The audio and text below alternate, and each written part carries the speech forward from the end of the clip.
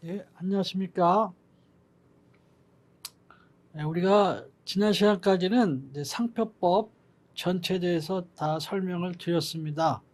에, 오늘은 이제 제 교재에는 수록되어 있지 않지만은 이제 그 부정경쟁 방지법에 대해서 설명을 잠깐 드리도록 하겠습니다. 이것은 아시다시피 우리가 첫 강의할 때 상표의 발달, 또 상표법의 법원 이런 거 설명할 때 상표법은 연역적으로 외국의 입법률을 봤을 때는 부정경쟁 방지법의 한 특별법으로서 발달을 해왔다 이렇게 설명을 드렸습니다.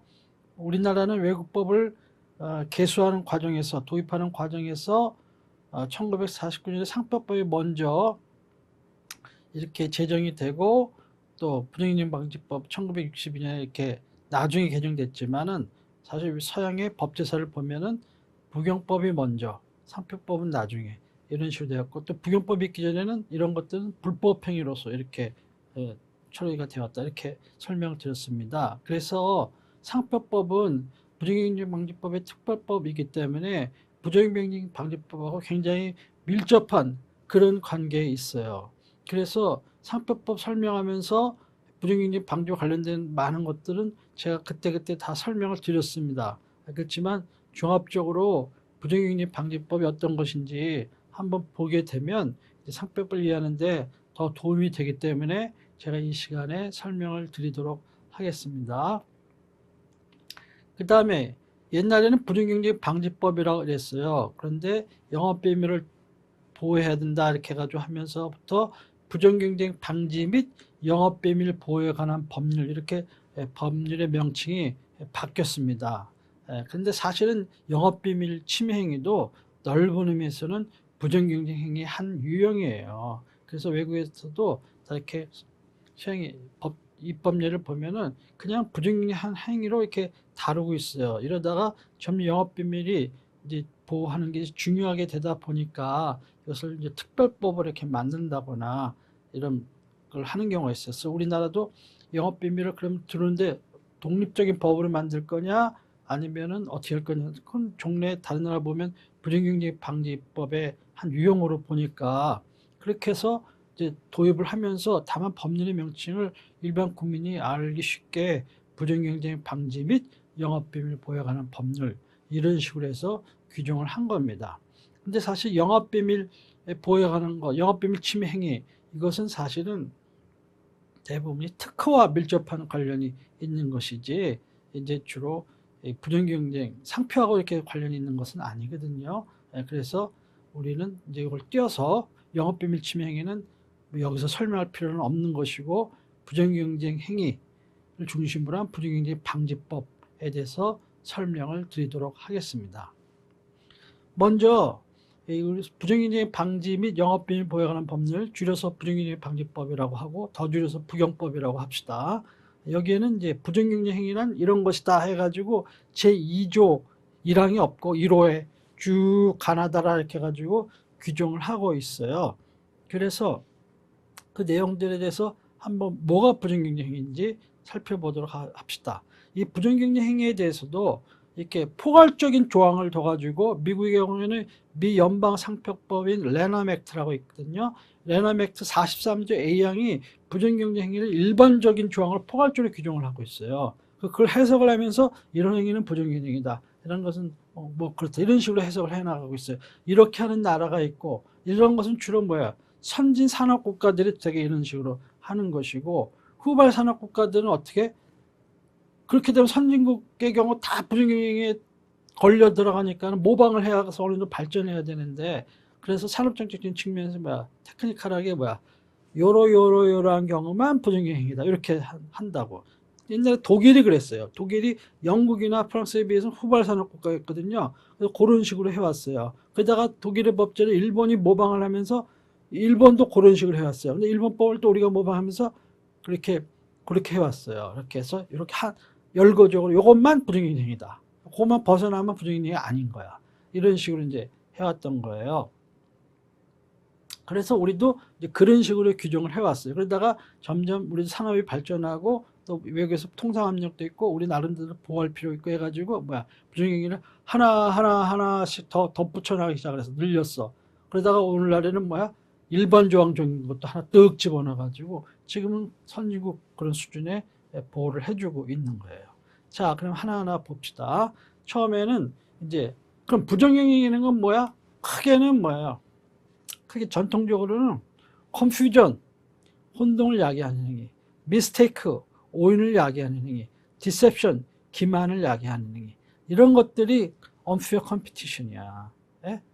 예, unfair competition, 혼동, 오인, 기만, 예, 이런 것. 그러다가 이제 나중에 점점해서 다일루션이라는 개념이 생긴 거야. 그래서 희석화 행위, 뭐 이런 식으로 또 도메인이 인터넷 경제 나오니까 뭐야, 사이버 스쿼팅 이런 것도 나오게 되고 이런 식으로 해서 점점 이제 발전이 돼 간 거예요. 한번 봅시다.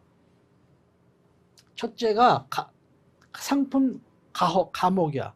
예, 법에는 조, 항, 호, 그 다음에 목이라 눈목자 써서 목 이래요.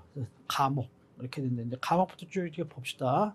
첫째가 상품 주체 혼동 야기 행위예요. 그렇죠? 혼동 야기 행위. confusion. 그랬잖아요. 네. 그래서 여기 보면 국내에 널리 인식된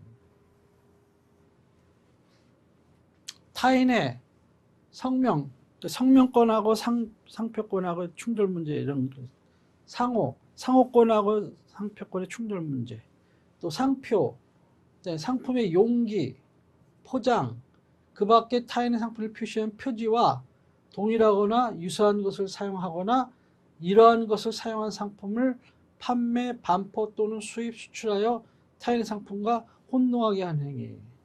상품이 동일 유사할 걸 요구해요? 안 하잖아요. 그래서 혼동이라는 건 뭐예요? 동일, 유사, 혼동. 혼동에는 뭐예요? 동일, 유사가 포함이 되는 거야. 그러니까 더 유사하더라도 혼동이 있으면 부정행위 행위로 본다는 거죠. 이런 식으로 차이가 있는 거예요. 그 다음에 나라에 따라서는 국내 널리 인식된 이런 요건을 안 붙이는 경우가 있어. 왜냐면 이것이 항상 문제야. 국내 널리 인식됐느냐 안 됐느냐. 분명히 모방했는데 뭐야. 국내 널리 인식이 안 됐다. 이렇게 해가지고 보호 대상이 아니다. 이런 식으로 경우에서 빠져나간 경우가 많이 있었거든요. 그러면 이제 외국에 그런 사람들은 팔짝팔짝 뛰는 거지. 이게 뭐야 도대체가. 이런 식으로 되어 있는데 여하튼 현재 법이 그렇게 되어 있어요. 국내에 널리 인식된 그런 식으로 해가지고 되어 있어요. 이래서 상품 주체 혼동 야기 행위 줄여서 이런 식으로 되어 있고, 그 다음에 그러다 보니까는 이제 옛날에 장폴 고띠에라고 유명한 패션 브랜드 것도 안경 사건이 있었는데 안경테 이런 것도 뭐야 딱 보면 장폴 고띠에 선글라스 안경테야 이런 식으로 인식이 됐다 국내에 라고 하면은 이제 여기에 해당하는 걸로 보는 거야. 그래서 보호가 대상이 되는 거야. 그 다음에 이것은 뭐야 반드시 전국적으로 알려질 필요는 없고 뭐야 지방적으로만 알려줘도 여기 알려진 걸로 보는 거예요. 판례가 그런 식의 차이가 있는 거예요. 이렇게 돼 있어요. 그러니까 어떤 디자인적인 상품이라 하더라도 이것이 상표의 본래적 기능이 출처 표시 기능을 획득했다라고 보면은 여기에 의해서도 보호가 될 수 있다는 얘기예요. 아까 제가 장폴고띠 케이스를 본 것은 그런 식이고. 두 번째는 영업 주체 혼동 야기 행위예요. 그래서 이거 똑같아요. 국내에 널리 인식된 이거 똑같죠. 성명, 상호, 표장, 그 밖에 타인의 영업이익을 표시하는 표지와 동일 또는 유사한 것을 사용하여 타인의 영업성 시설 또는 활동과 혼동을 야기하는 행위. 그러니까 표지는 동일 또는 유사해야 되는데 거기 대상되는 상품이나 서비스나 영업이 동일 또는 유사할 필요는 없는 거예요. 여기도 마찬가지고 표지는 동일 또는 유사해야 되지만 나머지는 상품이라는 것은 동일 유사하지 않아도 혼동이 오면은 된다. 이것도 마찬가지야. 이렇게 돼 있어요. 근데 우리가 처음에 그 설명할 때 트레이드 드레스 설명했잖아요. 트레이드 드레스라는 거. 상표의 정의 때. 여기 마찬가지야. 상품의 판매, 서비스 제공 방법 또는 간판, 외관과 실내 장식 등 영업 제공 장소의 전체적인 외관을 포함해서 이런 것을 트레이드 드레스 해가지고 이런 것은 이제 해서 딱 보니까 헷갈려. 그럼 실제 그런 경우가 가끔 있다고 뉴스에도 나오고 막 그러잖아요. 그런 경우에는 이제 이것은 특히 프랜차이즈 업체들 간에 이런 게 분쟁이 많이 일어나는데 이런 경우는 영업 주체 혼동. 여기도 뭐예요? 혼동 야기행위. 조문에 보면 혼동하게 하는 행위 이렇게 돼 있잖아요. 법조문에 보면. 자, 그다음에 이제 희석화 행위. 이건 옛날에 없었던 것이 이게 들어왔다 그랬죠. 다일루션이. 그래서 미국을 중심으로 한 선진국에서 이게 개념이 발달하면서 보호를 해주니까 우리나라도 이렇게 보호를 하는 식으로 이렇게 되었어요. 그래서 여기는 뭐냐, 정당한 사유 없이 이제 국내에 널리 인식된 타인의 성명, 상호, 상표, 상품, 용기, 포장, 그 밖에 타인의 상품 또는 영업을 표시한 표지. 요거는 아까 얘기한 가, 나, 1번, 2번하고 똑같아요. 여기까지는. 근데 이제 정당한 사유 없이가 여기 들어간 것이고, 똑같고, 이런 것을과 동일 또는 유사한 것을 사용하거나 이런 걸 사용한 상품을 판매, 반표 또는 수입, 수출하여 타인의 표지의 식별력이나 명성을 손상하는 행위. 손상하는 행위. 이렇게 돼 있어요. 그래서 이건 사실은 이건 저명상표를 보호하는 그런 것이다. 이렇게 보면 돼. 그래서 그런 것을 이제 편성해가지고. 코카콜라 티셔츠 만들어봐. 그렇게 되면 이제 이걸 여기에 해당할 수도 있는 거예요. 예를 들면은 이런 식으로.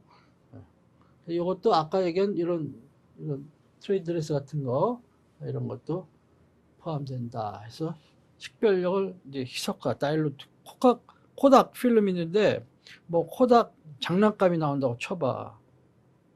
이제 이런 식으로 하면 때로는 이게 혼동이 있을 수가 있어가지고 가에도 해당할 수가 있지만은 상품 주체 혼동 야기행위도 해당할 수 있지만 여기에도 해당할 수가 있는 거예요. 코닥 같은 경우 예를 들면은 이런 코카콜라 이런 저명상표의 경우 너도 나도 막 상품이 동일하지 않다고 쓰게 개방해놔 봐요. 그렇게 되면 식별력이 점점 요 범위를 좁아들까요? 이렇게 그런 식으로 될 수도 있고.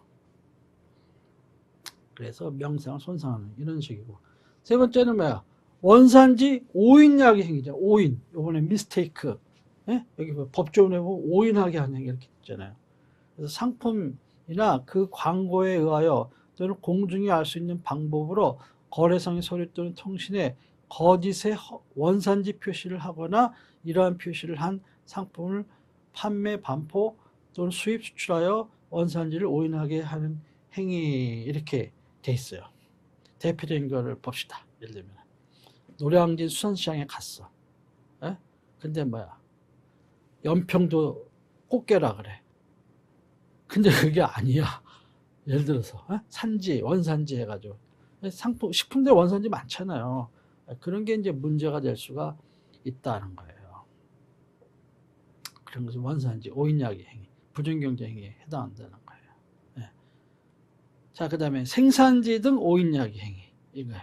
그러면은 이거는 이제 상품이나 그 광고에 의하여 또는 공중이 알 수 있는 방법으로 거래상의 서류 또는 통신에 그 상품이 그래서 생산지 등이라고 쓴 거는 등은 제조 들어간 같은 말이에요. 오인야기 행위. 생산, 제조 또는 가공된 지역 외의 곳에서 생산 또는 가공된 듯이 오인하게 하는 표지를 하거나 이런 표지를 한 상품을 판매, 반포 또는 수입, 수출하는 행위예요. 오인하. 그래서 옛날에 이제 우리나라 고추장이 요즘에 유명하잖아요. 전 세계 막 수출하고 케이크 푸드 해가지고 하잖아요. 근데 미국 교포가 고춧가루를 중국에서 만들어가지고 그 다음에 뭐야 이것을 한국에서 만든 것처럼 이렇게 해가지고 이렇게 하는 경우, 그런 경우 뭐야 생산지도 오인야기 행위죠. 실제 그런 일이 있었어요. 부용법으로 이렇게 되는 거. 소위 또 요즘에 또 농산물에다가 여러 가지 제품들 메이드 인 코리아, 메이드 인 차이나인데 메이드 인 코리아 이렇게. 요즘에 한국이 물건 잘 만드니까 메이드 인 코리아야 믿으니까 메이드 인 차이나인데 분명히 메이드 인 코리아 이렇게 해가지고 팔아. 이건 여기에 해당하는 거예요. 이런 식으로 하면 돼. 그 다음에 포대가리 하는 것도 있죠. 포대가리. 맨 놈이 2,000쌀이 이렇게 많어. 2천 땅이 얼마나 넓다고 다 2,000쌀이야. 포대가리 하는 거 있잖아. 이런 것도 이런 데 해당할 수가 있는 거예요. 자, 그 다음에 여기까지가 이제 그 미스테이크고, 그 다음에 타인 상품 사칭 등 행위. 이건 뭐야? 디셉션이야. 속이는 거. 타인 상품 사칭이. 영어로 passing off, palming off 이런 식으로 얘기하는데, 이거 다 뭐 언어표 컴퓨터랑 마찬가지인데, 타인의 상품을 사칭하거나 이런 경우. 요즘에 죄송합니다. 옛날 젊을 때는 지하철 많이 타고 다녔는데 자가용으로 다니니까 내가 지하철 탄 적이 거의 드물어가지고 잘 모르겠는데, 요즘에도 지하철에서 물건 파는 사람이 있는지는 모르겠어요. 옛날에 그런 사람들이 많았는데, 근데 물건 팔면서 뭐야, 가방 같은 거, 지갑 같은 거, 이렇게 지갑 이렇게 싸갖고 와가지고 뭐 우리 회사 망했는데 뭐 어쨌는데 이래가지고 이래서 이렇게 해서 이제 재고떨이 하는 건데, 이게 사실은 백화점이 납품할 때는 얼마였는데 오늘 여러분에게는 뭐해서 10,000원 해드리겠다. 사실하고 이런 식으로 한다고. 근데 사실 알고 보니까 막 그런 회사의 제품이 아니야. 그 회사 있는지는 알아, 우리나라에. 근데 가파치라는 옛날에 가죽 제가 그런 회사 있어요. 피혁 제품 유명한. 근데 이게 가파치 제품입니다. 근데 가파치가 망해가지고 이렇게 해서 10,000원에 팝니다. 사실은 그게 가파치 제품이 아니거든. 그런 걸 갖고 와서 가파치 제품이라면서. 이건 뭐야? 타인 상품을 사칭하는 거죠. 이런 것이. 이런 것이 패싱 오프 중에 하나예요. 그 다음에 상품 또는 그 광고의 상품의 품질, 내용, 제조 방법, 용도 또는 수량을 오인하게 하는 선전 또는 표지를 하거나 이러한 방법이나 표시로서 상품 판매, 반포 또는 수입, 수출하는 행위. 예를 들면 무게 여기 500g 이렇게 해놓고 포장재에서 샀어. 실제 재보니까 뭐야? 300g이야. 여기 이거 속이는 거죠. 그러니까 옛날에 식품위생법이라든가 뭐 이런 다른 법에 의해서 규제하는 수도 있지만, 부경법에 의해서 해가지고 형사처벌도 하고 막 이렇게 할 수가 있어. 여러분이 뜻 있는 변리사라면은 소비자 보호 운동으로서 이거 잘 연구해가지고 뭐야, 그냥 단속을 해나갈 수도 있어요. 소비자 보호 차원에서. 미국에는 그런 사람이 있어.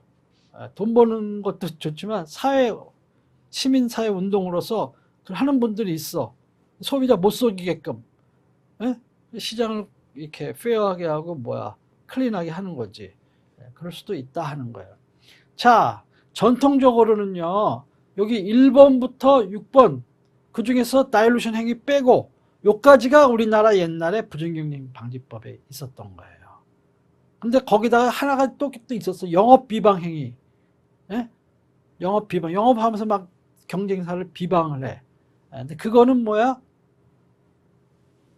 공정거래위원회로 갔어. 덕중기준의 공정거래 법률 불공정 행위로 이렇게 보도록 흘러갔어요. 그래서 지금은 이거였어. 그러다가 다일루션이 하나 들어갔고, 그 다음부터 다음 같은 것들이 하나하나씩 추가되기 시작을 했어요. 뭐냐? 이건 대리인 등의 무단 사용 행위야.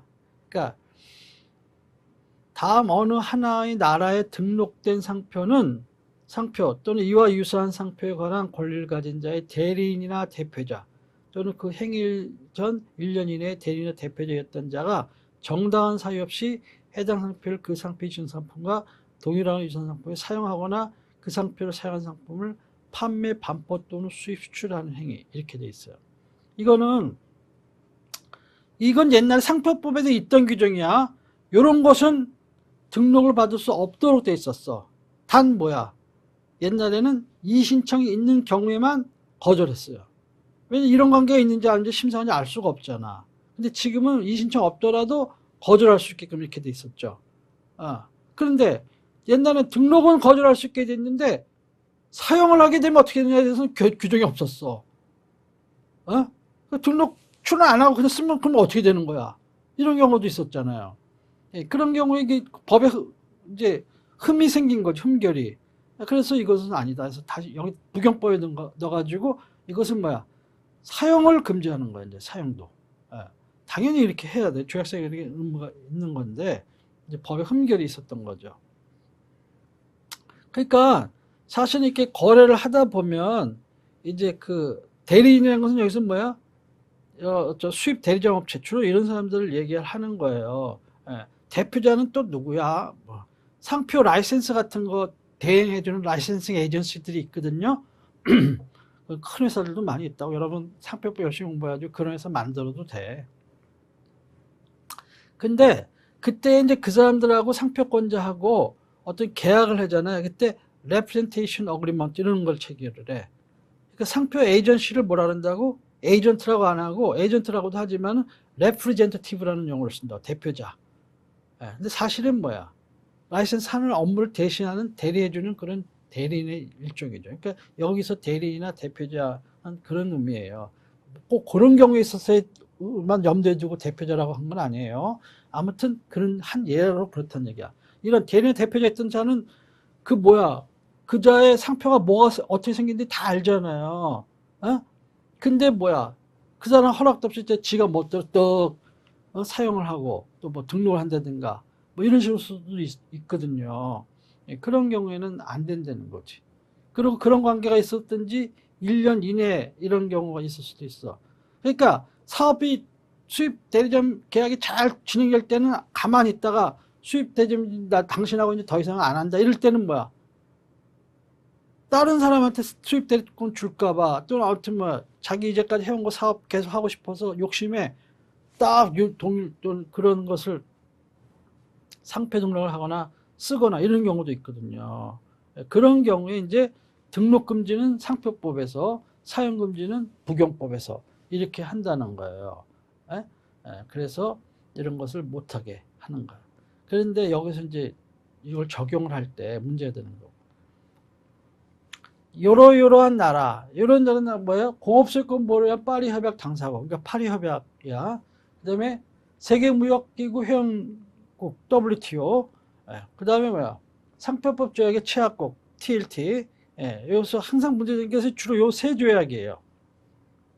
파리 협약, WTRIPS, WTO, 그다음에 TLT 상표법 조약. 이게 뭐 말은 표현은 당사국, 회원국, 취약국이지만 다 당사국이라고 해도 되고 다 회원국이라고 해도 되고 다 취약국이라고 해도 되고 아무 상관없어요. 동맹국이라고도 파리협약에서 그런 말을 쓰죠. 아무튼 그 조약의 멤버 칸츄리야. 멤버 칸츄리. 이런 사람인데 이 나라 이 멤버 칸츄리인데 이 나라에 뭐라 그랬어? 등록된 상표라 그랬죠. 그러니까 이걸 입증을 하려면 보호를 받으려면 뭐야? 우선 이 나라에 이 상표가 등록이 됐다. 근데 이 사람이 쓰는 상표가 이거랑 뭐야? 그 같은 상표다. 그리고 상품이 이건데 지상표 이건데 사용하는 상품이 이런 동일하거나 유사한 거다. 그렇기 때문에 이걸 만들어 가지고 상품을 이렇게 판매, 뭐 반포 수입 수출하고 있다. 그러니까 이거는 부정인 행위다. 이렇게 해야 되는 거예요. 정당 사유 없이 뭐야? 동의가 있었다고 그럼 뭐 할 수 없는 거잖아. 동의를 옛날에 받았는데 이런 식으로. 이거는 뭐야? 실제 있었던 사건이에요. 등록을 했다는 걸 입증을 해야 되는데 나머지 상표가 동일하다 뭐 상품 이것만 갖고 한창 싸운 거야. 법원에서 뭐라 그래? 등록됐다는 게 입증이 안 됐어. 청구 기각 이렇게 된 거예요. 얼마나 황당해. 말이 안 되는 얘기지. 등록금지도 마찬가지예요. 이게 등록된지를 확인해 봐야 된다 했더니 심사관이 거절하려면은. 자, 그 다음에 이제 사이버 스쿼팅인데, 요 자체는 이제 상표하고는 문제가 안 돼. 이건 인터넷 도메인 관련된 그런 규정이기 때문에, 그래서 요거는 상표와 직접적인 관련이 있는 것은 아닙니다. 그러나 실제적으로 상표 관리하는 사람 입장에서는, 여러분의 상표나 상호를 회사에 누군가가 도메인으로 막 등록을 하잖아요. 새로운 어떤 브랜드를 만들었어요. 삼성에서 갤럭시 폰을 만들어서 갤럭시 광고 딱 줘봐면 그 다음날이나 그날 아주 누군가 갤럭시.co.kr 갤럭시. 뭐 어쩌고저쩌고 쫙 등록해 놓는다고. 그러니까 새로운 브랜드를 런칭하기 전에는 미리 도메인으로 딱 등록을 해놔야 된다고요. 그 사람이 그냥 해놓고 막 하면 문제가 되잖아요. 그래서 그런 게 도메인 이름 확보가 굉장히 필요하다. 인터넷 키워드 확보도 필요하고, 그렇게 해서 온라인상의 마케팅도 장악을 해야 된다는 거예요. 미리. 여기 보면 정당한 권한이 없는 자가 다음 각 호의 어느 하나의 목적으로 국내 널리 인식된 국내에 널리 인식된 타인의 성명, 상호, 상표, 그 밖의 표지와 동일하거나 유사한 도메인 이름을 등록, registration, 보유, maintenance, transfer, 이전 또는 사용하는 행위. 이런 것은 사이버 스쿼팅 행위예요. 이렇게 해서 이것은 오늘날 인터넷 경제 시대에서는 이런 거를 허용하지 않는다. 등록만 하고 있어도 부정유인 행위야. 그걸 유지하고 있어도 안 써도 부정유인 행위야. 또 남에게 이전해서 부정유인 행위야. 사용해서 부정유인 행위야. 이런 식으로 되는 거예요. 그래서 이 상표권과 도메인 이름 간의 충돌 문제예요. 근데 상표권 침해냐 할 때는 그건 구체적으로 어떻게 사용하느냐에 따라서 사용처에 따라서 침해일 수도 있고 아닐 수도 있는 것이 단순히 등록해서 보유하고만 했다고 해서 상표권 침해는 아닌 거야. 그러나 때로는 이건 부정유인 행위로서 뭐야 그 도면 등록을 이제 말소시킬 수가 있어요. 그래서 이런 목적으로 상표 등 표지에 대해 정당한 권한 있는 자 또 제3자에게 판매하거나 대여할 목적으로 도메인 이름 딱 등록해 놓고 이렇게 판매하고 막 그러죠. 그래서 뭐 500만 불에 팔거나 이러는 것도 봤어. 5천 불에 파는 것도 있고 뭐 100, 1000불에 파는 것도 있지만 500만 불에 팔고 막 이래. 그러니까는 그 사람들이 그냥 밥 먹고 내가 어떤 사건을 한 적이 있는데 그다 말소시키려 했는데 그 사람은 조사를 해보니까요 수천 개의 도메인을 어마어마하게 등록을 하고 매년 막 그냥 몇백 개씩 하더라고. 이게 왜? 그게 돈이 되는 걸 아니까 경험을 한 거라. 그러니까 그냥 그대로 막 하나 전 세계 막 브랜드만 뜨면 다 등록을 해버리는 거예요. 애를 먹이고 이제 막 돈 받아내는 거죠. 정당 권한 있는 자의 도메인 이름의 등록 및 사용을 방해할 목적으로 하는 경우도 있고 그 밖에 상업적 이익을 얻은 목적으로 이런 식으로 하는 경우는 부정유인 행위다. 그 다음에 타인 상품 형태 모방 행위. 이것도 상표하고는 직접 관련이 꼭 있는 건 아니에요. 이거는 사실은 디자인하고 관련된 거예요. 디자인도 보호는 레지스터 디자인, 등록 디자인은 디자인 보호법에서 보호하지만 언레지스터 디자인은 때로는 일정한 요건을 갖추면은 부경법에서 보호받을 수가 있는 거예요. 그것도 뭐 그 다음에 뭐 저작권법에도 보호받을 수도 있겠죠. 또 그러면 아니면 아예 못 받는 수도 있어 보호를 경우에 따라서는 여하튼 이런데 타인이 제작한 상품의 형태를 모방한 상품을 양도 대여 또는 이를 위한 전시하거나 수입 수출하는 행위 이런 거예요.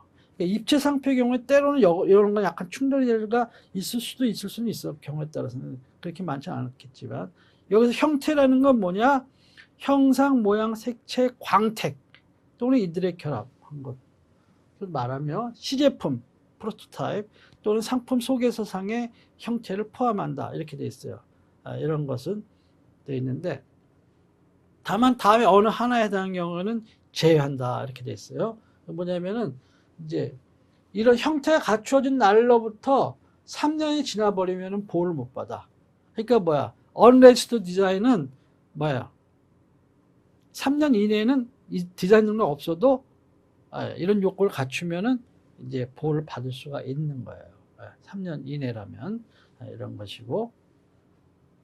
그래서 3년이 지난 다음에 뭐 이렇게 한 것은 규제를 못해. 부경법이 아니야. 그 다음에 타인이 제작한 상품과 동종의 상품이 통상적으로 가지는 형태를 모방한 상품을 양도 또는 대여하는 이를 위한 전시하거나 수입 또는 수출하는 행위. 그 동종의 상품이 없는 게 그 상품의 과 기능 및 효용이 동일하거나 유사한 상품을 말한다. 그러니까 뭐야 이거는 그냥 뭐 특별한 디자인이 아니고 별별 없는 것들이 있잖아요. 통상적으로 이렇게 많이 제품에 쓰는 것 이런 것들 이런 것들은 뭐야 무조건 보호를 해? 그건 아니잖아요. 보호할 법적으로 가치가 있어야지. 그런 것은 보호할 가치가 없다는 거죠. 그러니까 이렇게 누가 하면은 그러면 그전 걸 다 조사를 해. 당신만 있는 게 아니고 그전에 이런 것들이 다 이렇게 남들이 사용하고 있었다. 이런 비슷한 것들이 있었다. 그러니까 이거는 통상적으로 저기 하는 거니까 이거는 법적으로 보호받을 그런 가치가 있는 그런 것이 아니다. 해가지고 디펜스를 할 수가 있어요. 두 가지 중에 하나예요. 그런 것이고 그 다음에 이건 타인 아이디어 부정사용행위.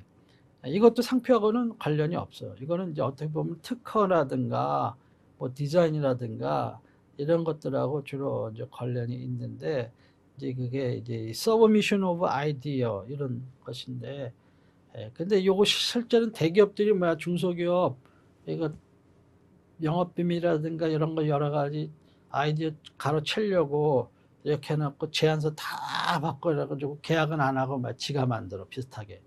에? 이런 경우가 흔히 있단 말이에요. 이 조항이 들어가면서부터 막 소송들이 많이 생기고 있어요. 이것도.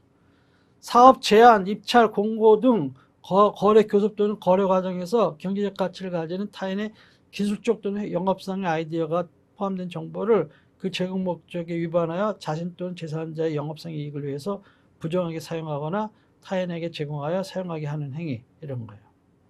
다만 뭐 그 이전부터 이미 알고 있었던 거다, 뭐 그런 거는 이제 그런 건 아이디어는 보호를 못 받는 거죠. 그다음에 그렇게 이제 단서가 규정이 돼 있는 거고요. 그다음에 이제 타인 성과 모형행, 요거는 이제 상표하고도 또 관련이 있어요. 다른 뭐 특허나 디자인하고도 관련이 있겠지만 요거는 요거하고도 관련이 있는 거야. 그래서 그 밖에 타인의 상당한 투자나 노력으로 만들어진 성과 등을 공정한 상거래 관행이나 경쟁 질서에 반하는 방법으로 자신의 영업을 위하여 무단으로 사용함으로써 타인의 경제적 이익을 침해하는 행위, 이렇게 돼 있대요. 타인 성과를 모형하는 행위, 또 도용하는 행위, 이렇게도 할 수가 있는데, 요거는 이제 요것이 바로 일반 조항이야. 어떻게 보면 일반 조항이라고 볼 수가 있어요. 일반 조항. 그 밖에 타인의 성과를 모방을 한 거. 이게 다 앞에 있는 것도 여기에 속한다고 볼 수가 있는 거죠. 어떻게 보면은 이렇게 될 수 있기 때문에 이 조항을 가지고 소송들이 이제 점점 이 조항이 얼마 생긴 지 얼마 안 되는데 이 소송이 자꾸 이루어지고 있어요. 그전에는 이런 것을 뭐라 판례가 요거는 불법행위다 이렇게 했어요. 그래서 손해배상 해줘야 된다 이렇게 했어요. 그러다가 요것을 이제 부경법으로 해가지고 금지 청구도 인정을 해줘야 되니까 특별법인 물권법정주의에서 금지 청구하려면, 그래서 불법행위 가지고는 안 되니까 그래서 불이익방지법에 집어넣은 거예요. 그렇게 하고 이런 것이 또 상표법에도 보호하기 위한 그런 조항들을 집어넣고 이런 거예요. 그 다음에 국기, 국장 등을 무단 사용하는 행위. 이거는 우리가 이제 이건 뭐야? 아파에 아까 상품 주체 혼동약행 이런 것은 주지상 이런 것은 뭐야? 등록 금지는 상표법에서, 사용 금지는 부경법에서, 영업 표지, 영업 주체 혼동약행 이것도 뭐야? 등록 금지는 상표법에서, 사용 금지는 부경법에서, 뭐 이런 식으로 했죠. 또 원산지나 생산지 오인약행이 이것도 뭐야? 등록 금지는 상표법에서, 사용 금지는 부경법에서, 이런 식으로 이제 했잖아요. 근데 이 국기국장 등 무단 사용이 이것도 뭐야? 등록 금지는 상표법에서, 사용 금지는 부경법에서, 이렇게 하고 있는 거야. 그래서 여기도 뭐 세 조약이 중요하다 그랬죠. 파리 협약 당사국, 세계무역기 회원국, 상표법 조약 취약국 이렇게 돼 있죠. 이것에 국기, 국장, 그 밖에 회장이나 그 다음에 국제기구, 그 밖에 국제기구의 표지와 동일하거나 유사한 것을 상표로 사용하는 행위. 상품은 안 따져. 다 여기 걸리는 거야. 이렇게 해서 이건 부경법 행위고, 등록 금지는 이제 상표법적인 거. 이런 다만 해당 국가나 국제기구의 허락을 받은 경우에는 이제 예외로 하는 거죠. 그러니까 올림픽 스폰서 삼성 해가지고 요번에 갤럭시 폰 처음에 요번에 나오는 거 뭐라 했어? 올림픽 막 이렇게 집어넣었잖아요. 선수들한테 나눠주고 그랬잖아요. 근데 그게 공식 스폰서가 아니고 아무런 허락도 없는데 써? 그러면 이제 문제가 되는 거예요. 부경법으로. 이렇게 되는 거예요. 그 다음에 정부의 감독령 또는 증명용 표지를 무단 사용한 행위. 이것도 마찬가지 세 가지예요. 파리협약, 세계무역기 회원국, 상표법 취약국. 정부의 감독령 증명용 표지와 동일하거나 유사한 것, 동일도 유사한 걸 상표로 사용한 행위. 다만 이것도 허락받은 경우는 예외를 한다. 똑같이 이것도 등록 금지는 상표법, 사용 금지는 부경법. 이렇게 되어 있습니다. 그 다음에 이제 FTA 자유무역 협정에 따라 보호되는 지리적 표시 무단 사용 행위예요.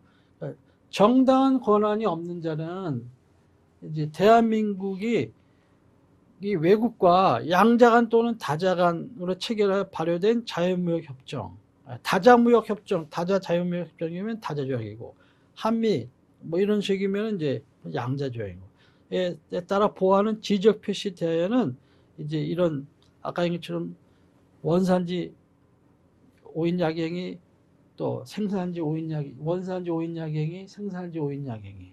예?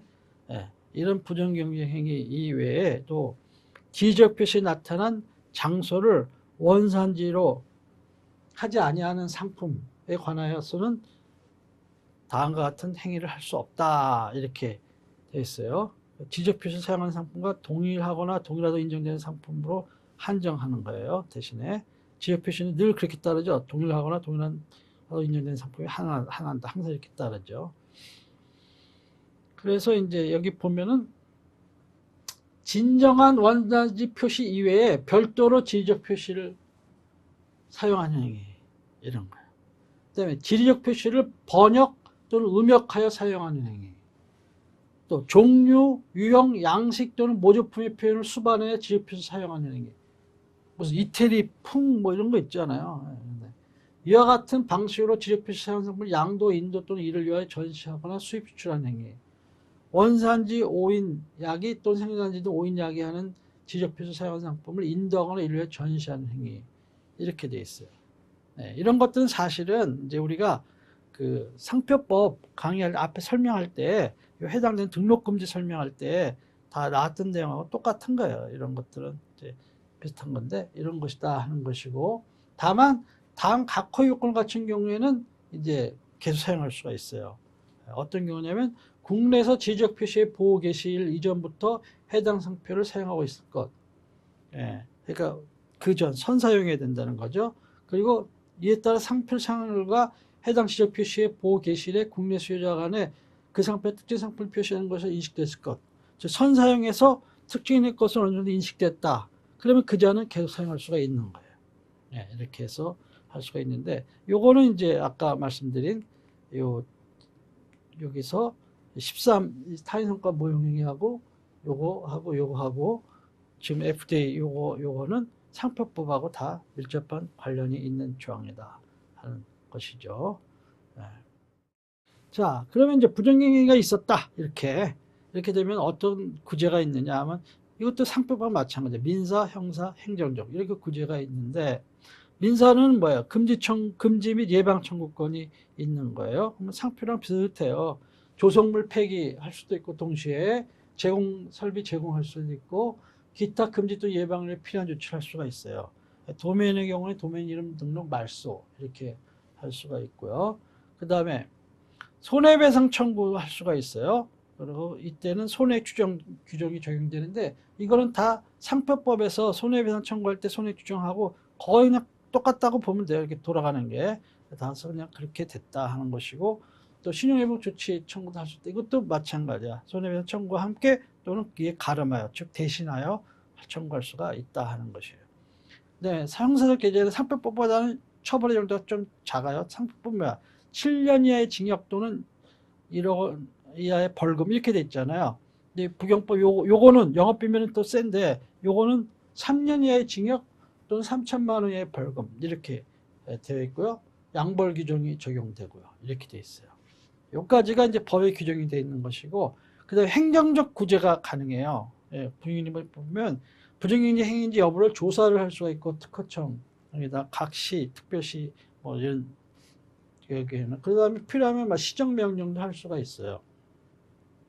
그리고 특허청에서는 산업재산조사과에 부정경쟁 행위를 신고를 하는 신고제도가 있어요. 그러니까 이거를 많이 활용을 해서 하면은 뭐요? 이렇게 해가지고 짝퉁 상품을 단속하러 나가요.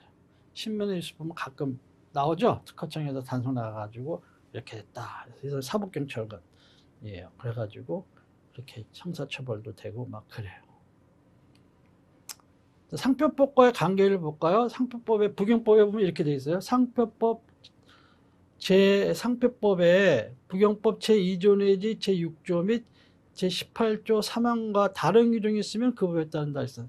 벌칙이 다르잖아요. 그러니까 등록상표를 만약에 쳐서 부경법에 해당한다면 부경법이 아니고 상표법 침해를 해가지고 이제 7년의 징역 1억 원 이하의 벌금 이렇게 될 수 있다는 거예요. 그렇게 해야 되는 것이고, 그래서 되게 아까 이전에 설명했처럼 등록금지는 상표법에서 사용금지는 부경법에서 이렇게 하고 있는 것이 일반적이다 하는 것입니다. 그 다음에 이거와 관련해 가지고 국내 널리 알려진 타인의 상표를 모방을 해가지고 등록을 했어. 그 다음에 그래가지고 거꾸로 그 타인에게 주상표주에게 권리 행사를 해. 이것은 뭐 형식적 상표권을 가지고 실질적으로는 뭐야 권리남용 내지 부정경쟁에 해당하는 것이다. 이렇게 봐야 된다 해서 오히려 그건 부정경쟁이고 그 사람이 거꾸로 처벌받을 수가 있어요. 책임져야 되고 그런 것이 판례입니다. 그건 오히려 저기 뭐야 형식적으로 상표권만 취득했을 뿐 실질적으로는 그것이 뭐야 불법행위고 부정경쟁이고 권리남용이다 이런 것이죠. 그게 판례예요. 그 다음에 상표법에는 뭐라고 되어 있냐 타인성과 모형행위 이런 거죠. 등록상표의 사용이 부경법상 타인성과 모형행위에 해당하는 경우가 있어요.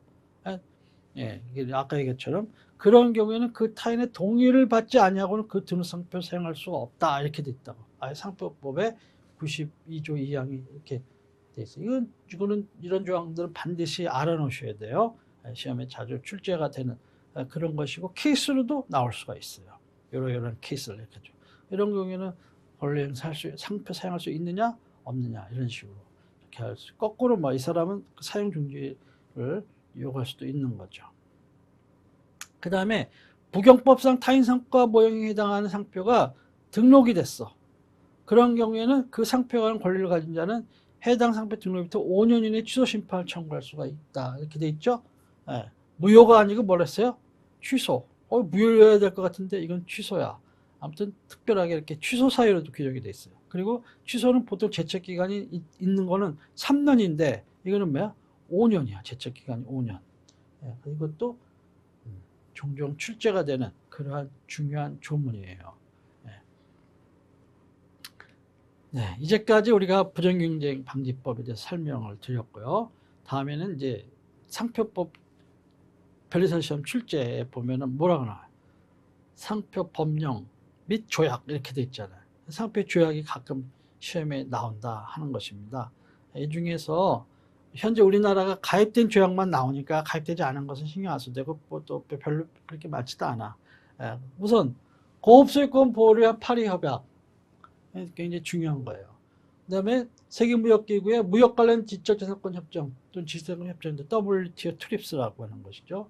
그 다음에 표장의 등록을 위한 상품 및 서비스 국제분류 니스 협정, 국제분류, 니스 분류라고 했죠. 상표법 조약, 그 다음에 표장의 국제동맹과 마드리드 협정에 대한 의정서, 그 다음에 표장의 도용 요소의 국제분류 제정을 위한 비엔나 협정, 그 다음에 상표법에 관한 싱가포르 조약 이렇게 돼 있어요. 이렇게 돼 있는데 여기서 중요한 거는 파리 협약이고 그 다음에 WTO 트립스고 그 다음에 이건 아니고 그 다음에 상표법 조약이고 이런 것들이에요. 그 다음에 이것이 제일 이제 중요한 것 중에 하나인데 이거는 이제 마드리드 의정서에 의한 국제 상표적 출원에 대해서 설명을 드렸잖아요 이미. 그래서 그거에 대해서는 다시 여기서는 설명을 드리지 않고 이런 비엔나 협정인 것은 기술적인 거니까 그것도 별로 중요하지 않고요. 그 다음에 이제 상표법에는 싱가포르 조약인데 이거는 뭐예요? 다른 의미는 없고 절차 계속 신청 제도라는 게 있다 그랬죠. 그래서 우리나라도 그렇게 입법화 시켜서 그걸 하고 있죠. 그래서 이것이 우리나라 조약에 발효된 일자 순서대로 이렇게 되는 거예요. 이게 어느 게 더 먼저 발효됐는지 물어보는 문제는 안 나오니까 신경 쓰실 건 없어. 그냥 우리나라 발효된 게 이런 거구나 하는 정도로만 아시면 돼요. 그래서 여기서 중요한 거는 이 세 가지예요. 이 세 가지. 파리 협약, WTO 트립스, 상표법 조약. 이 세 가지인 것이고, 그래서 요거에서 마드리드는 중요한데 이미 설명드렸으니까 생각하고, 그 밖에 이런 다자 조약 말고 양자 조약들이 있죠. 양자 조약에서 물어보는 게 나오질 않으니까 하는 것이고. 자, 그럼 파리 협약에 대해서 자세한 조약 내용 물어보는 건 아니니까 핵심만 딱딱 이렇게 정리하고 그 정도만 알면 아느냐 하는 정도만 물어보니까 신경 쓸 거 없어요. 첫째, 파리 조약의 3대 원칙을 아셔야 돼요. 그거는 딱 내국민 대원칙. 그러니까 이 멤버 컨트리 국가의 국민은 우리나라하고 똑같이 대우해 주는 거야. 차별두면 안 돼요. 그다음에 우선권 인정제도. 출원일로부터 최초일로 6개월 이내에 우리나라 이제 출원을 하면은 그 나라에 출원한 날 우리나라도 출원한 것으로 출원을 소급해주는 그런 제도. 상표권 독립의 원칙. 우리나라에 등록된 상표권 우리나라에, 그 나라에 이렇게 된다는 거예요. 그렇기 때문에 나라별로 상표 등록을 받아야 된다는 거예요. 그 조약의 주요 내용은 뭐냐? 파리 조약이라도 파리 협약이라도 상관없는데, 아무튼 이 파리 협약의 주요 내용은 첫째가 주지상표 보호에 대해서 규정을 하고 있어요. 주지상표는 보호해야 된다. 그리고 우리나라는 어떻게 상표법, 등록금지는 상표법에서, 사용금지는 부경법에서 이렇게 하고 있다 그랬죠? 그렇게 돼 있고, 그 다음에 뭐야? 국기, 국장 등을 보호한다 이렇게 돼 있어요. 아까 설명드렸죠. 부경법에서. 그래서 등록금지는 상표법에서, 등록금지 상표법에서, 사용금지는 부경법에서 이렇게 하고 있고요.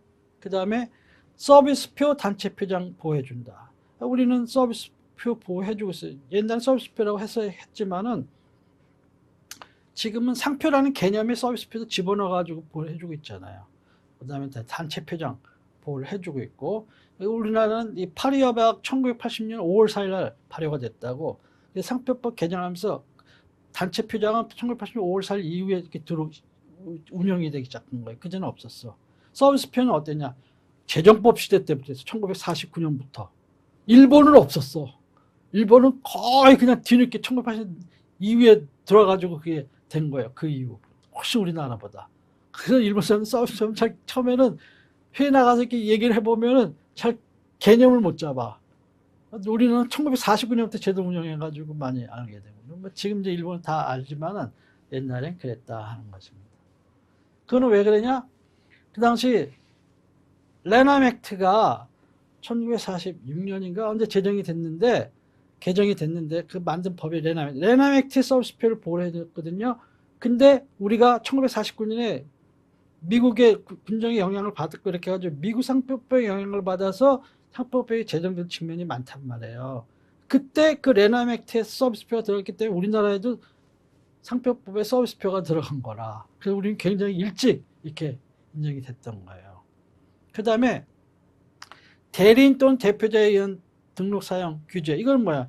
조약 당사국 이런 데 했던 대리인이나 대표였던 자, 또는 뭐야? 그 1년 이전에 대리인이나 대표였던 자, 이런 자들이 이제 그 조약 당사국에 등록된 상표, 그거를 이제 독립적으로 유사한 상품에 이렇게 등록하는 거, 사용하는 거, 이거 못하게 한다고 그랬잖아요. 여기에 이제 등록금지 상표법의 사용금지는 부경법에 이렇게 돼 있죠. 그 다음에 이제 박람회 출품했다? 그러면 그런 날로부터 6개월 이내에 뭐야? 출원시 특례를 받아가지고 이렇게 하게 되면은 뭐야? 그 박람회 출품한 날 출원한 것을 출원 소급해준다 그랬죠? 네, 출원시 특례 조항이에요. 그래서 박람회 출품 상품에 대한 상표 출원시 특례에 관한 거. 그건 이미 출원 때 다 설명드린 거예요. 이런 걸 인정해야 된다. 이렇게 했는데 우리는 다 지금 인정하고 있잖아요. 이 조약을 상의 의무를 이행하기 위해서 상표법이 다 이렇게 개정이 되어 왔고 그렇게 운영을 하고 있단 말이에요. 자, 이것이 파리협약이고, 요거는 이제 WTO 트립스예요. 무역 관련 지적 재산권에 관한 협정, 또 지상관 협정인데, 요거는 이제 WTO, 즉 세계 월드 트레이드 오거나이제이션, 세계 무역기구 스위스 제네바에 있어요. 의 부속 협정이야. 여기 보면은 뭐야? 첫째가 파리 협약을 준수하여야 한다라고 이렇게 천명하고 있어요. 파리 협약 준수 의무를 천명하고 있다. 이 WTO 트립스에 대해서 가끔 객관식에서 이렇게 가끔 나와. 근데 지금까지 나온 질문이 이런 거야. 천명하고 있냐? 의무를 하고 있다는 거야. 네, 파리 협약과 달리 분쟁 해결 절차 규정을 포함하고 있음. 그렇잖아요. 한국과 우리 일본하고 이번에 뭐야 무슨 반도체 부품 소재 이런 거 공부 안 하니까는 WTO 위반 아니냐 해가지고 분쟁 제소하겠다는 분쟁 해결 절차가 있다는 거야. 파리협약에는 이런 게 없어요. 그 다음에 이제 이 트립스의 3대 기본 원칙은 뭐냐면 최소 보호의 원칙이야. 미니멈 스탠다드야. 그러니까 조약에 이러이러이러한 것을 해야 된다 이렇게 돼 있잖아요. 그러면 그거만 지키면 돼. 또는 그 이상의 것을 이렇게 규정을 해도 돼. 그걸 지키면서 그 이상의 것을. 그거보다 못 해주면 안 되겠지. 그렇기 때문에 실질적으로는 뭐 다른 나라의 법률이 다 세계적인 상표법이 똑같을 수가 없는 거예요. 나라별로. 예를 들면 불상 취소는 예를 들면 여기 보면 3년, 최소한 3년으로 해야 된다 이렇게 돼 있어. 그러면 옛날에 아주 초창기 상표법정은 1년으로 하면 되겠어요? 안 되지. 최소한 3년은 해줘야 된다잖아.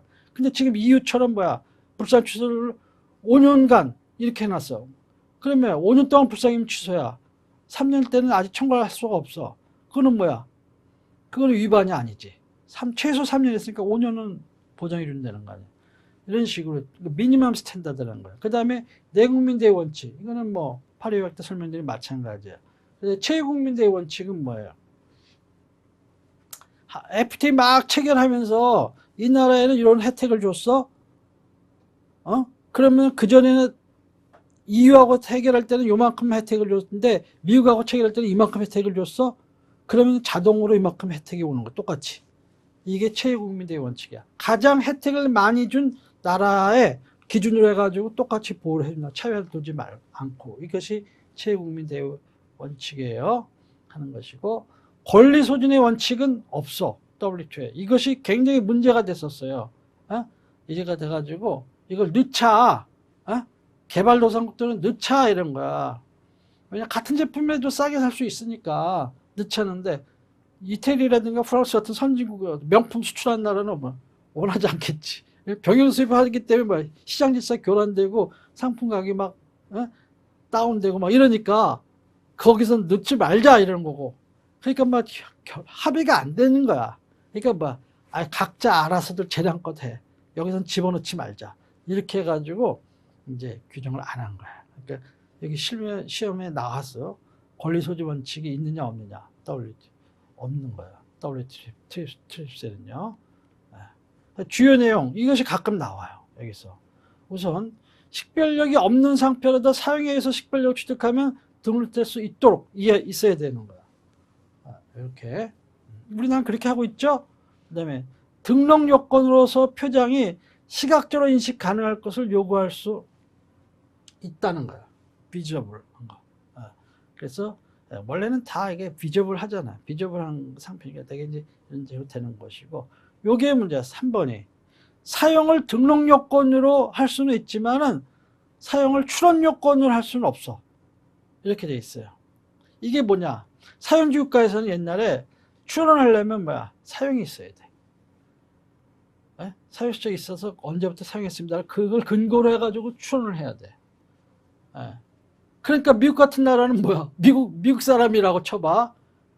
그러면 아니 한국은 출원 안 하고도 출원해가지고 그걸 우선권 주장해서 미국에 출원이 가능한데, 미국 사람은 사용주의라고 자국민들은 꼭 사용을 액츄얼 유수가 있어야 돼. 실제 사용이. 그런 다음에 출원을 하니까 이게 미국 사람이 오히려 역차별을 받는 거야. 자기네 나라에서. 이게 말이 돼? 이래가지고 그다음부터는 사용 의사만 있으면 출원은 가능하도록 하자 해가지고 출원을 받아준 거예요. 대신에 등록 받으려면 사용 실적을 내도록 돼 있다고. 우리나라도 미국 지금도 마찬가지예요. 그러니까 우리나라의 등록을 근거로 해가지고 출원했을 때는 이제 그게 사용 실적 없어도 등록증을 내줘요. 그렇지만 사용하겠다든가 그 등록 근거가 없으면은 사용하게 하겠다든가 이러면은 사용 실적이 있어야만 등록증을 내줘. 출원은 받아주는데 출원 요건을 할 수 없기 때문에. 그러나 등록하려면은 그걸 내줘야 돼. 사용국가 되게 이제 저희 그렇다고. 그래서 사용을 등록 요건, 미국이 그렇죠. 등록 요건 할 수 있지만 출원 요건을 할 수는 없는 이런 것이 이렇게 돼 있죠. 우리는 출원 요건 등록가 아니야. 사용하지 않아도 다 등록해줘. 이게 미니멈 스탠다드를 더 그 위에서 보여주는 거 아니에요. 문제가 없는 거야. 그 다음에 출원일로부터 3년이 경과하기 전에 의도했던 대로 사용이 이루어지지 않았다는 이유만으로 거절돼서 안 된다. 이거 우리나라 사용주의 국가가 아니니까 잘 모르는데, 옛날에 필리핀의 상표를 출원했다 이렇게 치면은 필리핀의 경우에는 너 사용했냐? 사용 안 했으면 등록을 거절해.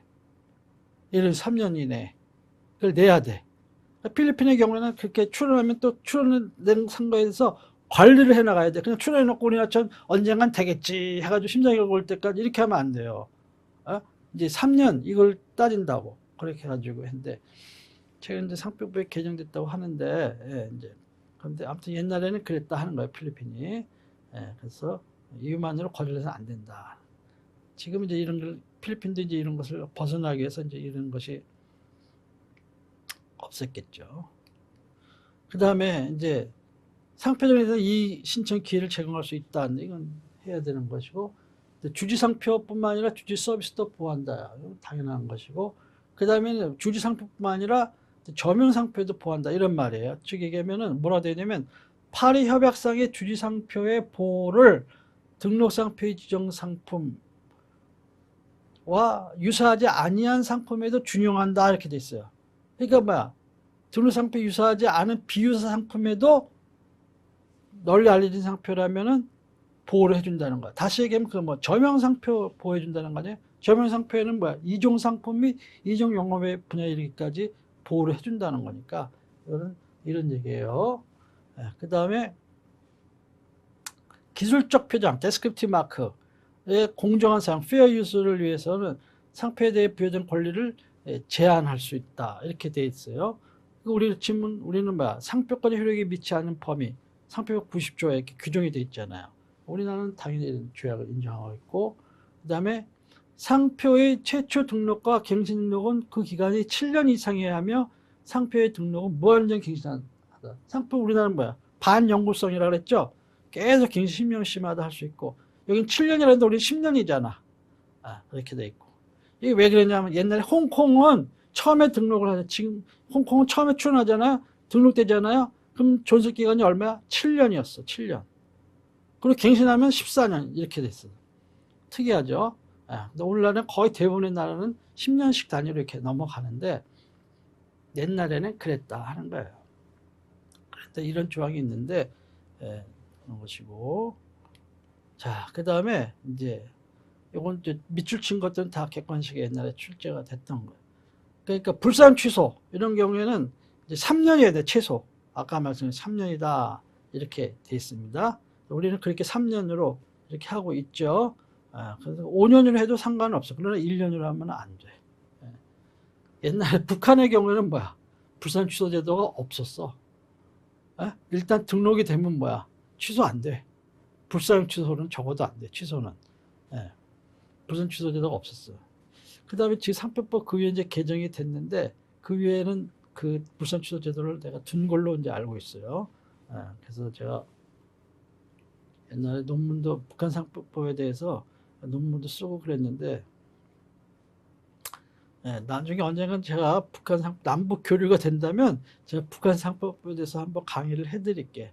내가 최근 자료들은 가지고 있고 또 내가 심사가 어떻게 돌아가고 심판도 어떻게 돌아가는지 다 알고는 있어요. 그것까지 그렇게 중국 뭐 조선족 출신 뭐 사람들이 와가지고 우리나라 대한변리사회라든가 여러 가지 무역 협회에서 강의하는 걸 이렇게 들어봤는데 그 사람도 많이 경험을 하지 않아 본 것 같아. 그 정도구나 하는데 이제 실제 조사 어떻게 하고 출원 어떻게 해서 거절하고 뭐 심판하고 이렇게 했는데 근데 북한 거기 뭐야 심사관은 몇 명 안 되는데요.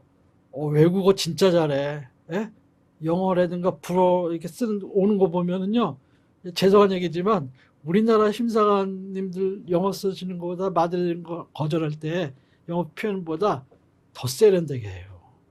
외국어 교육을 어떻게 시키는지는 모르겠어. 놀랐어요. 맨날 뭐 미국 철천지 원수라면서 영어는 확실하게 가르치는 것 같아. 아무튼 자 3년이라는 얘기입니다. 이렇게 규정이 돼 있다는 거, 출제가 된 적이 있다는 거. 그 다음에 뭐예요? 배타적 사용금지 청구권 이것을 이제 한다는 것인데 등록상표권자는 제3자가 무단으로 동일 유사한 상품에 동일 또는 유사한 상품을 사용하여 혼동의 가능성이 있을 경우에는 이를 금지할 수 있다는 배타 사용금지권을 갖는다 이렇게 됐어요. 이거 항상 주의하셔야 돼요. 혼동의 가능성. 그러니까 출처 혼동으로부터 수요자를 보호하려고 하는 것이 상표법의 목적 중에 하나잖아요.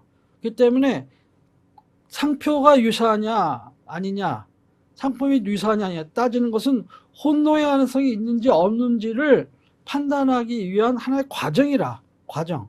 그러니까는 궁극적인 거는 뭐예요? likelihood of confusion이라고, 혼동의 가능성. 그래서 유사해서 그래서 혼동이 야기하게 되겠어? 이러는 거야. 그래서 우리도 뭐라 했어요? 대개는 상표가 유사하고 상품이 유사하면은 혼동의 가능성이 있다 이렇게 보는 거지, 원칙은. 그러나 뭐야, 구체적으로는 봤을 때는 뭐야, 형식적 정형적으로는 그렇게 된다 하더라도 구체적으로 제품이 같은 시계라도 막 롤렉스 고급 시계하고 롤렉스 그렇지 않은 시계하고 유통 과정이라든가 수요자들의 주의력의 정도라든가 이런 거 봤을 때는 뭐예요? 혼동이 없다는 거 아니야. 그러니까 결국은 상표가 유사하지 않은 걸로 봐야 된다. 침해가 아닌 걸로 봐야 된다. 이런 판례도 있다고 상표 앞서 여러 차례 사례를 들면서 설명을 드렸죠. 마찬가지예요. likelihood confusion이 가장 궁극적이다. 그걸 하는 과정으로서 상표의 유사, 동일 유사, 상표의 동일을 따지는 거다 하는 것이고. 그 다음에 동일한 상품이나 서비스에 대해 동일한 표시를 사용하는 경우에는 혼동에서 있는 것을 추정하는 거야. 상품도 동일해? 동일한 상품에 동일한 상표를 써? 그럼 봐, 일단 혼동에서 있는 걸 추정하는 거야. 아니라는 거는 봐, 상대방이 그를 이제 깨뜨리는 증거를 내야겠지. 아니면은 침해를 보는 거야. 그렇지만 이제 유사의 경우에는 이쪽에서 또 입증을 해야 돼. 결국 이런 식인데, 아무튼 그렇게 돼 있다, 이런 조항들이 나온 것이고. 그 다음에 상표의 강제 사용권은 허용되지 아니한다. 허용되지 아니한다. compulsory license. 무슨 우리나라에 그런 건 없죠. 우리 상표법에도 법정 사용권 있고 그 다음에 약정 사용권 있지, 강제 사용권은 없잖아. compulsory는. 그렇게 돼 있는 거죠. 그 다음에 지리적 표시에 대해서는, 지리적 표시 일반적인 보호는 에 대해서는 이제 허위의 원산지 표시, 이건 등록금지 사용금지, 우리는 그렇게 돼 있죠. 등록금지, 상표법, 사용금지, 부경법 이렇게 돼 있고, 포도주 및 증류주에 대한 추가 보호인데, 이것은 오인운동이 없어도 해당 지리적 표시를 원산지로 하지 아니하는 포도주 및 증류주에 대해서 포도주 및 증류주 지리적 표시를 사용하거나 등록받는 것 금지하기. 우리도 이것은 상표법의 등록금지, 부경법의 사용금지 이렇게 돼 있어요. 이렇게 돼 있다 하는 것입니다. 자, 이상이 이제 그 WTO 트립스에 관한 것이고, 그 다음에 상표법 조약인데, 이거 여기서는 이제 그 시각적으로 인식할 수 없는 표정에 이제 적용한, 시각적으로 인식할 수 있는 표정에 이제 적용을 하는 거예요, 이건요. 하지만 입체 상표 등록을 허용하는 체약 당사자라고 돼 있는데, 이거는 뭐냐면은 왜 체약 당사국이라고 안 하고 체약 당사자라고 했느냐? 이유를 생각해봐. 이유는 국제 기구잖아. 근데 하나의 UAU 상표 중에 하나의 나라처럼 움직이잖아. 그렇기 때문에 그걸 염두에 둬가지고 체약 당사자라는 표현을 쓰는 거야. 아무튼 얘도 입체 상표에도 본 조약을 적용할 수가 할 의무가 있다는 거야. 그러니까 비저블 마크에 쓰는 거고, 입체 상표 트리드 렌저를 마크가 있으면 거기에도 이걸 TLT를 적용한다 하는 것이고, 그러나 홀로그램 상표, 기타 시각적으로 인식할 수 없는 소리 상표, 냄새 상표 등에는 이 조약을 적용하지 않습니다. 유의하셔야 되고, 그 다음에 단체 표장이나 증명 표장에도 이 조약을 적용하지 않습니다.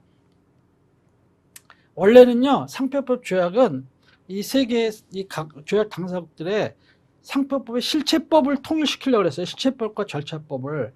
그래서 같은 절차에서 같은 내용 상표 편하게 이렇게 하려고 했는데, 이 실체법에 대해서는 이제 나라마다 아주 첨예했던 거예요. 그러니까 이게 협의가 이루어질 수가 없는 거야. 그래서 그러면 간략한 절차법에 대해서만 통일하는 식으로 이렇게 해가지고 합의가 된 조약이 TLT인데, 상표법 조약인데, 이 주요 내용을 보면 다류일치론 제도를 도입할 의무가 있다. 우리는 그렇게 다 있고, 그 다음에 그래서 다류일치론제이기 때문에 분할 추론도 허용할 의무가 있다 하는데, 우리나라 그렇게 돼 있고, 그 다음에 우리가 아까 상품분리 전환 등록 신청 때 우리가 지난 시간에 설명드린 것처럼 존속기한 갱신에 대해서 실체 심사를 금지하게 돼 있어요. 그렇기 때문에 우리가 그냥 한국 분류했던 것은 그대로 그냥 한국 분류를 하고, 대신에 국제 분류 통일시켜야 되니까 상품 분류 전환 등록 신청 제도를 도입을 한 거예요. 이걸 이 상표법 조약에 가입하면서 이렇게 된 것이고, 그다음에 상표법 조약의 일정한 요건을 충족하면 출원일 인정 의무가 있어요. 출원 인정. 우리 상표 출원 때 때문에 출원인 인정 제도라는 게 있었어요. 이런 경우 출원이 이런 경우 출원이 인정된다 하는 거. 그것이 그 조항이 왜 들어갔냐면 이 조항을 가입하면서 그 조항이 들어간 거예요. 그다음에 리스블리 채택 의무가 있는데 우리는 그렇게 돼 있고 또 출원 시에 상업 등기부 즉 법인 등기부를 내라든가 출원인이 업무 활동 증거 실제 이렇게 사업을 하고 있는지 여러 가지 내라든가 이런 거 할 수 없게 출원 절차를 간소화시키기 위해서 우리나라는 이런 거 원하지 요구하지 않고 출연할 때는 그냥 내면 되고 대리님은 위임장만 내면 되지 법인 등기부 내고 뭐 사업자격증 사본 내고 뭐 이런 걸 낼 필요는 없다 하는 것입니다. 네. 지금까지 우리가 상표 조약에 대해서 설명을 드렸습니다. 네, 이렇게 해서 이제 요 부용법 상표 이렇게 해서 이렇게 설명을 딱 드렸는데 이제까지 이렇게 해서 상표법 전체에 대해서 설명을 드렸고 이제 변리사 시험을 보는 사람들에게는 이제 변리사 시험에 나올 수 있는 내용들에 대해서는 다 살펴서 설명을 드렸다 하는 것입니다. 그래서 이 상표법을 공부를 할 때는 제가 처음에 얘기한 것처럼 우선은 조문을 한번 이렇게 잘 이해가 안 가더라도 한 3번 정도 법, 시행령, 시행규칙 이런 거 한번 보고 그 다음에 부정행위 방지법에서 부정행위 파트 부분 이것도 한 3번 정도 읽어보고 또 저기 하면 조약 같은 거에 있어서 아까 이 3가지 조약에 대해서 한번 이렇게 읽어보고 그 다음에 책을 읽으셔. 책을 쭉 이제 읽으시면 돼요. 지금부터 읽고 강의가 이제 거기에 도움이 될 거고요. 이렇게 다 읽으시면 책을 읽을 때 처음에는 함부로 밑줄 긋지 않는다 하는 거예요. 함부로. 그래서 책을 잘 읽으신 다음에 그 다음에 어떻게 돼요? 객관식 기출문제부터 분석하죠. 기출문제 아닌 거는 그렇게 신경 쓸 거 없어요. 기출문제 분석을 해가지고 거기다가 밑줄을 그어요. 또 밑줄이 필요한 것들은 메모를 하든가 만약 없다면 메모를 하죠. 그래가지고 그 다음에는 책에 쓸데없는 사견내 이런 거 별로 안 들었습니다. 꼭 필요한 경우 외에는. 그래서 책을 가지고 쭉 이제 읽으셔요. 다시 쭉 읽으셔. 읽으시면서 이제 거기서 중요한 건 가장 중요한 건 조문이야. 법조문. 그 다음에 중요한 게 판례. 3번째가 그 다음에 심사기준. 이 3가지예요. 그걸 적용한 거 가끔 사례가 있는데 이런 것이 사례가 이런 게 있구나 한 정도로만 이렇게 하시면 돼. 이렇게 해서 이것을 계속 회독수를 늘리면 돼. 계속 늘리면은 이제 그것이 1차 충분한 시험이 될 수가 있어요. 제 책이 두껍지만 거기에 나와 있는 판례가 앞에 본문에 다 반영이 돼 있어. 거의 다. 일부 극히 예외적인 판례, 본문에 넣겠지만 정한 것은 판례들이 뺐지만 그런 중복되는 것들을 이렇게 안 읽으셔도 돼. 그러나 없는 것 그것만 이렇게 색칠 형광펜 해놓고 거기 부분에서만 핵심되는 걸 이렇게 해야 돼요. 그렇게 해가지고 정리를 하신 다음에는 사례인데 이런 거 처음에 읽을 때만 한두 번 읽으라 그랬죠. 그 3회부터 읽을 필요 없어. 그냥 쭉쭉쭉 넘어가면은 책이 사실은 한 5, 600페이지 정도 분량밖에 안 돼요. 네? 근데 이렇게 밑줄쯤 보면 조문이 어느 정도 정리가 되면 나중에는 하루에도 다 읽을 수가 있어. 키워드. 그래서 밑줄을 긋고 거기서 키워드가 뭔지를 해서 그거를 또 이렇게 표시를 해. 키워드만. 이렇게 하면 한눈에 쫙 들어와. 그러면 출제된 것만 출제됩니까? 아니죠. 출제되지 않은 조문, 판례 이런 것도 유심하게 보면서 이렇게 하셔야 돼.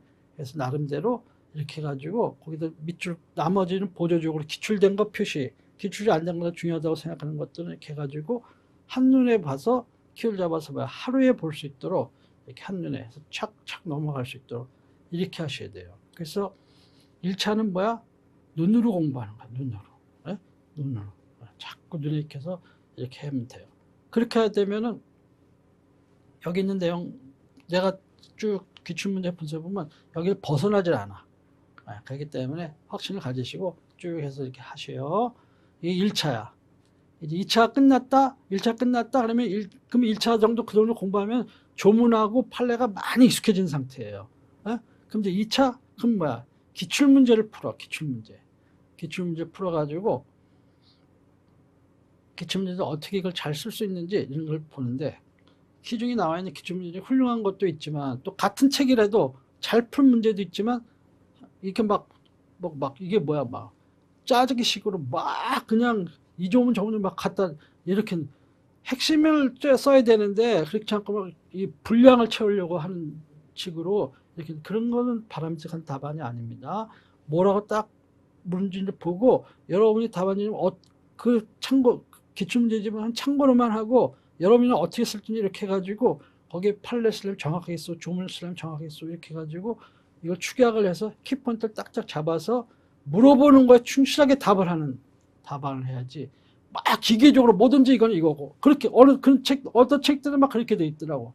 이제 그렇게 되면은 안 됩니다.